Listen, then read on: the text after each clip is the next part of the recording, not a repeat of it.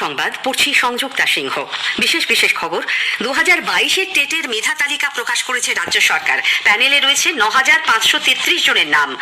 লোকসভা নির্বাচনে বিজেপিকে হারাতে তৃণমূল কংগ্রেস রাজ্যে একাই লড়বে বলে দলনেত্রী মুখ্যমন্ত্রী মমতা ব্যানার্জি আবারও স্পষ্ট জানিয়েছেন। মালদা ও মুর্শিদাবাদে আজ প্রশাসনিক সভা করেন তিনি। মালদার ইংরেজবাজারে ভারত জোড়ো ন্যায়যাত্রায় রাহুল গান্ধী বলেছেন, বাংলায় এবং কেন্দ্রে যেভাবে হিংসার রাজনীতি হচ্ছে তার বিরুদ্ধে গর্জে উঠতে হবে। সংসদে আগামীকাল অন্তর্বর্তী বাজেট পেশ করবেন অর্থমন্ত্রী নির্মলা সীতারামন। কেন্দ্রের বিরুদ্ধে বঞ্চনার অভিযোগে মুখ্যমন্ত্রী ফের ধর্নায় বসার আগে ক্যাগের রিপোর্ট হাতিয়ার করে তৃণমূল কংগ্রেস সরকারের বিরুদ্ধে ব্যাপক দুর্নীতির অভিযোগ করেছে বিজেপি। কলকাতা বইমেলা আজ শেষ হচ্ছে। আসছি বিস্তারিত খবরে। আদালতের নির্দেশের পরই রাজ্য সরকার আজ 2022 সালের প্রাথমিকে শূন্য পদে নিয়োগের জন্য নেওয়া টেট পরীক্ষার মেধা তালিকা প্রকাশ করেছে। প্রাথমিক শিক্ষা পর্ষদের সভাপতি গৌতম পাল আজ এক সাংবাদিক বৈঠকে 9,533 জনের প্যানেল প্রকাশ করেন। স্বচ্ছতার কথা মাথায় রেখে প্যানেলে প্রকাশিত প্রার্থীদের নম্বরের ব্রেকআপ থাকবে বলেও তিনি জানিয়েছেন। আগামী এক সপ্তাহের মধ্যে তাদের নিয়োগ প্রক্রিয়া সম্পূর্ণ হবে। উল্লেখ্য, 11,765টি শূন্য পদ পূরণের জন্য গত ডিসেম্বরে টেট নেওয়া হয়। দক্ষিণ চব্বিশ পরগনার নরেন্দ্রপুরে ক্লাস চলাকালীন স্কুলে ঢুকে শিক্ষকদের বেধড়ক মারধরের ঘটনায় বলরামপুর মন্মথনাথ বিদ্যা মন্দিরের প্রধান শিক্ষককে সাসপেন্ড করা হয়েছে। কলকাতা হাইকোর্টের বিচারপতির নির্দেশ ও কড়া পর্যবেক্ষণের কথা মাথায় রেখে মধ্যশিক্ষা পর্ষদের তরফে সৈয়দ ইমতিয়াজ আহমেদ নামে প্রধান শিক্ষককে সাসপেন্ড করা হলো বলে সরকারি সূত্রে জানা গেছে। মাধ্যমিকে স্কুলের সেন্টার ইনচার্জকেও বদলে দেওয়া হয়েছে। এর আগে গত শনিবারের হামলার ওই ঘটনা নিয়ে রিপোর্ট তলব করে শিক্ষা দপ্তর। উত্তর চব্বিশ পরগনার বনগাঁ নগেন্দ্রনাথ বিদ্যাপীঠে বিশেষভাবে সক্ষম সপ্তম শ্রেণীর এক ছাত্রীকে ধর্ষণের অভিযোগে স্কুলেরই শিক্ষককে পুলিশ গ্রেপ্তার করেছে।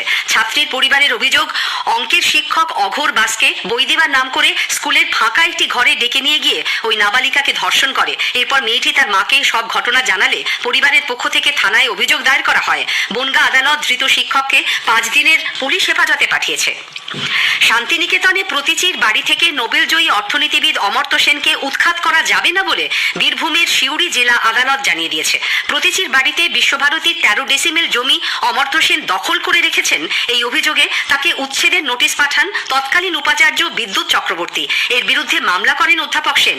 দলিলপত্র যাচাই করার পর আদালত জানিয়েছে পর্যাপ্ত নথি জমা দিতে পারেনি বিশ্বভারতী। এই মামলায় অমর্ত্য সেনের জয়ে খুশির হাওয়া শান্তিনিকেতনে।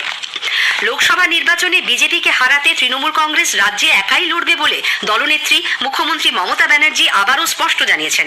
2 দিনাজপুরের পর আজ মালদার জনসভায় তিনি বলেন, সিপিআইএম এর সঙ্গে হাত মিলিয়ে কংগ্রেস লড়াই করবে, তাতে সুবিধা হবে বিজেপির। এখান থেকে কংগ্রেসের সাংসদ নির্বাচিত হলেও জেলার কোনো উন্নতি হয়নি বলেও অভিযোগ করেন মুখ্যমন্ত্রী। বরকতদার মৃত্যুর পর থেকে তার পরিবারের লোকেরা ইলেকশনে দাঁড়ানো আমার আপত্তি নেই। তৃণমূল কংগ্রেসও লড়বে, ওরা সিপিএম এর সাথে লড়বে। বিজেপির হাত শক্তিশালী করবার জন্য আমরা বিজেপিকে টাইট দিতে গেলে পলিটিক্যাল ফাইট আমরাই করতে পারবো, অন্য কেউ করতে পারবে না। এদিন মালদায় পৌঁছে অনেকটা পথ হেঁটে তিনি জনসংযোগ করেন। মুখ্যমন্ত্রী জানান, 100 দিনের কাজ ও আবাস যোজনার টাকা না দেওয়ার প্রতিবাদে কেন্দ্রের বিরুদ্ধে ফের আন্দোলন শুরু করতে চলেছেন তিনি। বঞ্চিতদের কলকাতায় আসারও আবেদন জানিয়েছেন মুখ্যমন্ত্রী। মালদা থেকে তিনি যান মুর্শিদাবাদে। একগুচ্ছ প্রকল্পের উদ্বোধন ও শিলান্যাসের পাশাপাশি বিজেপি ও সিপিআইএম এর কড়া সমালোচনা করেন তিনি। তবে অধীর চৌধুরীর সংসদীয় কেন্দ্রে দাঁড়িয়ে কংগ্রেসের বিরুদ্ধে মুখ্যমন্ত্রী কোনো বিরূপ মন্তব্য করেননি। তিনি জানান, মাদ্রাসা ও মাধ্যমিক পরীক্ষার জন্য 5 ও 6 ফেব্রুয়ারি বাঁকুড়া এবং পুরুলিয়ার কর্মসূচি তিনি বাতিল করেছেন। পরীক্ষার কথা মাথায় রেখে ভারত জোড়ো ন্যায়যাত্রায় মাইক ব্যবহারে সতর্কতা অবলম্বন করতে বলেন তিনি। এখানেও মুখ্যমন্ত্রী সীমান্ত এলাকায় বিএসএফ এর পরিচয়পত্র ইস্যু করার অভিযোগ করে বলেন, এই পরিচয়পত্র জেলা শাসকদের দেওয়ার কথা। গঙ্গা ভাঙনের দরুন ক্ষয়ক্ষতি এড়াতে বাসিন্দাদের নদী তীর থেকে অন্তত 10 কিলোমিটার দূরে বাড়ি তৈরির পরামর্শ দিয়েছেন মুখ্যমন্ত্রী। বহরমপুরেও তিনি পদযাত্রা করেন। মালদা ও মুর্শিদাবাদের প্রশাসনিক সভা সেরে মুখ্যমন্ত্রী 2 দিনের নদিয়া সফরে আজ বিকেলে কৃষ্ণনগরে পৌঁছন। আগামীকাল শান্তিপুর স্টেডিয়ামে সভা করবেন তিনি। এদিকে একই দিনে মুখ্যমন্ত্রীর সভা এবং রাহুল গান্ধীর ভারত জোড়ো ন্যায়যাত্রাকে কেন্দ্র করে আজ মালদায় প্রশাসনিক তৎপরতা ছিল তুঙ্গে। বাড়ে রাজনৈতিক উত্তাপও। মালদায় ঢোকার সময় বিহার মালদা সীমান্তে রাহুলের গাড়ির কাঁচ ভাঙা নিয়ে শুরু হয় রাজনৈতিক চাপানুতর। প্রদেশ কংগ্রেস সভাপতি অধীর রঞ্জন চৌধুরী নাম না করে অভিযোগের আঙুল তোলেন তৃণমূল কংগ্রেসের দিকে। রাহুল গান্ধী যাবে বলে কংগ্রেসের লোকরা উচ্ছ্বাসে পতাকা তো লাগাবেই, তার উপরে অন্য দলের পতাকা, ছবির বদলে পাল্টা ছবি। এই ধরনের কোনো মানে হয় না এই সংকীর্ণতা, এটুকু বলতে পারি। আবার কংগ্রেসের সর্বভারতীয় সাধারণ সম্পাদক জয়রাম রমেশের বক্তব্য, রাজ্যের শাসক দলকে বদনাম করার জন্যও কেউ একাজ করে থাকতে পারে। তৃণমূল কংগ্রেস প্রধান মুখ্যমন্ত্রী মমতা ব্যানার্জি লোকসভা নির্বাচনে ফের একা লড়ার কথা বললেও জয়রাম রমেশ সে ব্যাপারে কোনো বিরূপ মন্তব্য করেননি। তিনি বলেন, কংগ্রেসের মতো তৃণমূল কংগ্রেসেরও মূল লক্ষ্য বিজেপিকে পরাস্ত করা। इंडिया गठबंधन राष्ट्रीय चुनाव के लिए है। लोग अलग अलग भाषा में बोल सकते हैं, पर ममता जी का मकसद और कांग्रेस का मकसद एक ही है, बीजेपी को हराना है।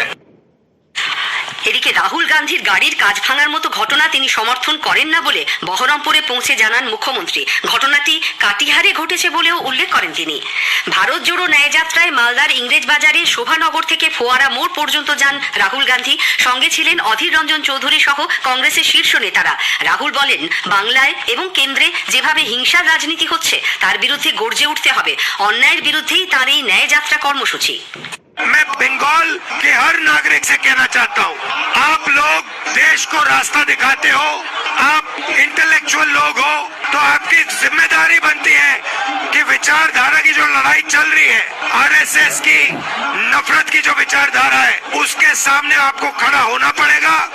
एक साथ खड़ा होकर आपको इस विचारधारा के खिलाफ लड़ना होगा।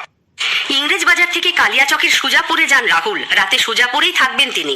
মালদায় এসে প্রয়াত প্রাক্তন রেলমন্ত্রী প্রবাদ প্রতিম কংগ্রেস নেতা গনি খান চৌধুরীকে তিনি স্মরণ করেন। স্থানীয় সংবাদ শুনছেন আকাশবাণী কলকাতা কেন্দ্র থেকে। এখন বিজ্ঞাপন বিরতি। ধানের মূল জমিতে যে কোনো ধরনের আগাছাকে নির্মূল করতে এবং মজুরের খরচা সাশ্রয় করতে একর প্রতি 90 গ্রাম হারে ব্যবহার করুন বায়ারের কাউন্সিল অ্যাক্টিভ। ফিরে আসছি স্থানীয় সংবাদে। সংসদে আগামীকাল অন্তর্বর্তী বাজেট পেশ করবেন অর্থমন্ত্রী নির্মলা সীতারামন। আকাশবাণী এই বাজেট পেশ পর্ব সরাসরি সম্প্রচার করবে। সঙ্গে থাকবে বাজেট নিয়ে বিশেষ আলোচনা। শোনা যাবে গীতাঞ্জলি এবং FM গোল্ডে সকাল 10টা 10 থেকে দুপুর 1টা 50 পর্যন্ত, দুপুর 2:30 থেকে রাত 10টা পর্যন্ত বাজেট নিয়ে বিশেষ আলোচনা শুনবেন FM গোল্ডে। এর ফলে সকাল 10টা 10 স্থানীয় সংবাদ যাবে সঞ্চয়িতা প্রচার তরঙ্গে। বেলা 12:30টার গ্রামীণ সংবাদ এবং 12টা 50 সংবাদ বাতিল থাকছে। দুপুর 1টা 30 বুলেটিন এবং 1টা 40 স্থানীয় সংবাদ সম্প্রচারিত হবে। বাজেটের অনুষ্ঠান শেষ হবার পর দুপুর 1টা 50 থেকে গীতাঞ্জলি ও 107 মেগাহার্টসে।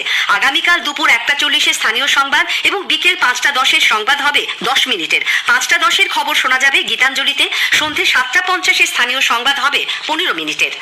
কেন্দ্রের বিরুদ্ধে বঞ্চনার অভিযোগে তৃণমূল কংগ্রেস প্রধান মুখ্যমন্ত্রী মমতা ব্যানার্জির ফের ধর্ণা অবস্থানে বসার ঘোষণার মধ্যেই কন্ট্রোলার অ্যান্ড অডিটর জেনারেল ক্যাগের রিপোর্টকে হাতিয়ার করে রাজ্যের তৃণমূল কংগ্রেস সরকারকে নিশানা করলেন বিজেপির রাজ্য সভাপতি সুকান্ত মজুমদার।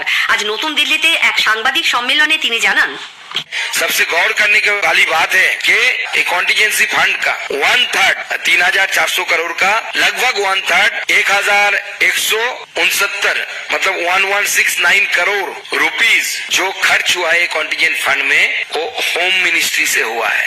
ममता बनर्जी खुद जिस डिपार्टमेंट की मिनिस्टर है वहाँ से इस कॉन्टिजेंट फंड का 18 से लेकर 21 के मार्च तक 1169 करोड़ रुपीस पैसा खर्चा हो गया, लेकिन 3 साल में एक भी डीसी बिल सबमिट नहीं किया गया। সাংবাদিক বৈঠকে বিজেপির জাতীয় মুখপাত্র গৌরব ভাটিয়াও মুখ্যমন্ত্রী মমতা ব্যানার্জিকে আক্রমণ করে বলেন, তৃণমূল নেত্রী হলেন দুর্নীতির জননী। নিয়োগ দুর্নীতির তদন্তে সিবিআই আজ বিধাননগর পুরসভার তৃণমূল কংগ্রেস কাউন্সিলর তথা মেয়র পরিষদ দেবরাজ চক্রবর্তীকে ফের জিজ্ঞাসাবাদ করেছে। নিজাম প্যালেসে আজ এই পর্ব চলে প্রায় 6 ঘন্টা। আসন্ন রাজ্যসভা নির্বাচনে তৃণমূল কংগ্রেসের 4 বিধায়ক ভোট দিতে পারবেন না। এরা হলেন পার্থ চট্টোপাধ্যায়, জ্যোতিপ্রিয় মল্লিক, মানিক ভট্টাচার্য এবং জীবন কৃষ্ণ সাহা। নির্বাচন কমিশন সূত্রে জানা গেছে 1951 সালের জনপ্রতিনিধিত্ব আইনের 62 নম্বর ধারা অনুযায়ী জেলবন্দি, বিচারাধীন বা সাজাপ্রাপ্ত কোনো ব্যক্তি দেশের কোনো নির্বাচনেই অংশ নিতে পারেন না। কলকাতা বইমেলা আজ শেষ হচ্ছে। সল্টলেকের বইমেলা প্রাঙ্গণে এই মেলায় থিম কান্ট্রি ব্রিটেন ছাড়াও জার্মানি, বাংলাদেশ সহ মোট 20টি দেশ অংশ নেয়। মেলার আয়োজক পাবলিশার্স অ্যান্ড বুকসেলার্স গিল্ড দাবি করেছে এবার এসেছেন প্রায় 27 লক্ষ মানুষ। গিল্ডের সভাপতি ত্রিদীপ চট্টোপাধ্যায় আকাশবাণীকে জানিয়েছেন বই বিক্রি হয়েছে 26 কোটি টাকার কাছাকাছি। স্থানীয় সংবাদ শেষ হলো।